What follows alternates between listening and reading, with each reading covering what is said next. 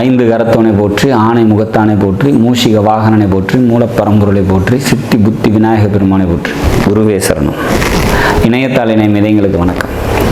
இது 2025 குரு பெயர்ச்சிக்கான பலன்கள். குரு வரக்கூடிய மே மாதம் 15ஆம் தேதி ரிஷபராசிலேருந்து பயிற்சி ஆகி மிதுன ராசிக்கு போகிறாங்க. இது எப்படி இருக்கும் சிம்ம ராசிக்கு அப்படிங்கிறத பார்க்கலாம். சிம்ம ராசியை பொறுத்த வரைக்கும் இப்போ இருக்கக்கூடிய சூழ்நிலை, சனி பயிற்சி ஆகி 8ல் இருக்கார். அஷ்டம சனி காலமாக இருக்குது. அதாயிரம் இதாயிரம் நிறைய பிரச்சனை, பஞ்சாயத்து அப்படிங்கிற மாதிரி சுச்சுவேஷன்ஸ் தான் 8ல் சனிக்கு நம்ம சொல்லணும்.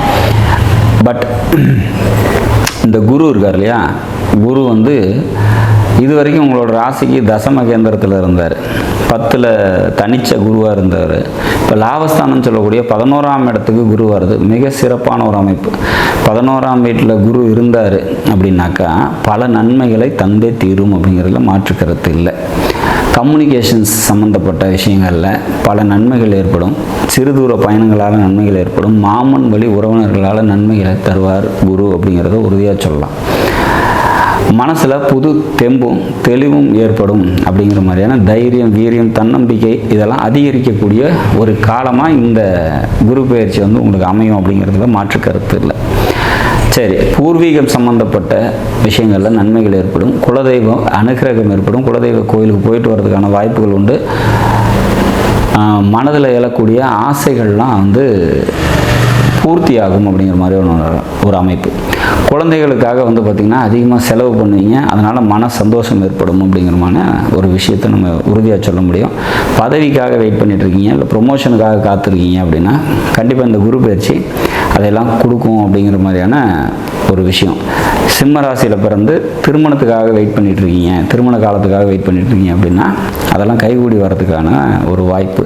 மொத்தத்தில் இந்த குரு பயிற்சி பார்த்திங்கன்னா சனினால் ஏற்படக்கூடிய பல சிரமங்களை இந்த குரு பயிற்சியின் மூலமாக நீங்கள் மாற்றிக்கொள்ள முடியும் அப்படிங்கிற மாதிரியான ஒரு விஷயம்.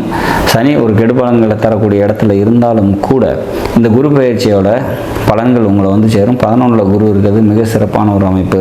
பல நன்மைகளை தரும் அப்படிங்கிற மாதிரியான ஒரு விஷயம். மொத்தத்தில் சிம்மராசியை பொறுத்த வரைக்கும் இந்த குரு பயிற்சி உங்களோட 3ஆம் வீட்டையும், உங்களோட 5ஆம் வீட்டையும், உங்களோட 7ஆம் வீட்டையும் பார்வையில் வைக்கிறதுனால பல நன்மைகளை நிச்சயமாக அடைவீங்க. எப்போவுமே குரு நின்ற இடத்துக்கு விட பார்த்த இடத்துக்கு பல நன்மைகளை தருவார் அப்படிங்கிறதுனாலையும் இந்த பயிற்சியை பொறுத்த வரைக்கும் குரு நிற்கிறதே லாபஸ்தானம் அப்படிங்கிறதுனால சொந்த தொழில் செஞ்சுட்டு இருக்கவங்க தொழிலில் முன்னேற்றமான சூழ்நிலைகளும் பெரிய மனிதர்களோட தொடர்பும் நன்மைகளும் ஏற்படக்கூடிய நல்லதொரு காலமாக நிச்சயமாக சிம்மராசிக்கு அமையும் அப்படிங்கிறத நம்ம உறுதியாக சொல்லலாம்.